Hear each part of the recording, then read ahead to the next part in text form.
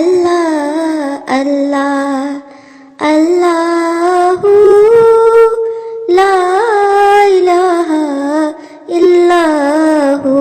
ہمارے آقا صلی اللہ علیہ وآلہ وسلم کی رضائی والدہ محترمہ حضرت سیدہ حلیمہ سعدیہ رضی اللہ تعالی عنہا آپ فرماتی ہیں کہ جب آقا کریم علیہ الصلوۃ والتسلیم میرے گھر میں تشریف لے آئے تو آپ اپنے حصے کا دودھ نوش فرماتے تھے، چونکہ سیدہ حلیمہ سعدیہ رضی اللہ تعالی عنہا کا اور بھی بیٹا تھا تو آپ اس کے حصے کا دودھ بھی نوش نہیں فرماتے تھے۔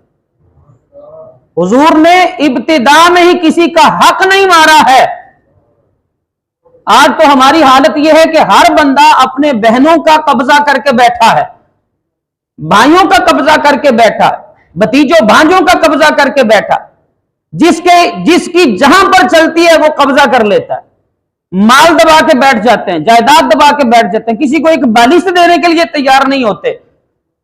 یاد رکھیے حدیث مبارکہ میں آتا ہے، مفہوم ہے حدیث پاک کا، آقا صلی اللہ علیہ وسلم نے ارشاد فرمایا جس نے کسی کی ایک بالشت بھی زمین قابو کی ہوگی، قبضہ کیا ہوگا، تو وہ قیامت کے دن توق بنا کر اس کے گلے میں ڈالا جائے گا اور کہا جائے گا یہ ہے تیرا وہ مال، یہ ہے وہ چیز جس کو تو دنیا کے اندر سب کچھ سمجھتا تھا، اور اس کا وزن اس وقت اٹھایا نہیں جا سکے گا۔ جو کسی کا ایک پیسہ بھی دباتا ہے اس کو بھی قیامت کے دن حساب دینا پڑے گا۔ حق نہیں مار سکتے کسی کا، والدین کے حقوق ادا کرنے پڑیں گے، بہن بھائیوں کے حقوق ادا کرنے پڑیں گے، اولاد کے بھی حقوق ادا کرنے پڑیں گے۔ ہم صرف نہ ماں باپ کے حقوق بیان کر دیتے ہیں، اولاد کے کوئی حقوق نہیں ہیں۔ ماں باپ کے حقوق اعلیٰ ہیں مگر اولاد کے حقوق بھی چھوٹے نہیں ہیں۔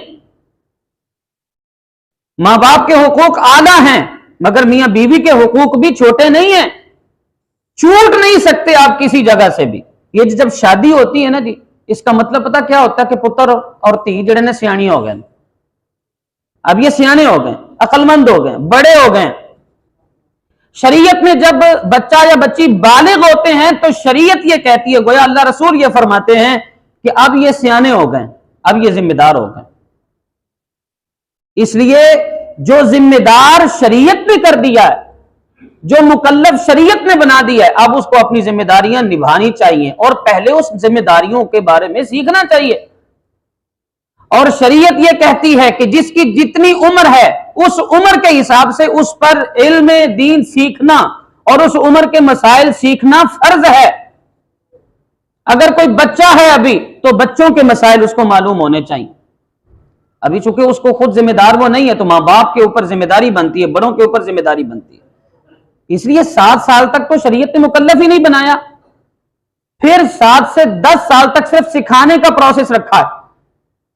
10 سال سے پہلے تک پروسیس ہے، صرف کر لے گا تو ثواب ہے، نہ کرے گا تو گناہ والا سلسلہ نہیں ہے۔ لیکن جب 10 سال کا بچہ ہو جاتا ہے تو شریعت نے اس کو مکلف بنا دیا ہے۔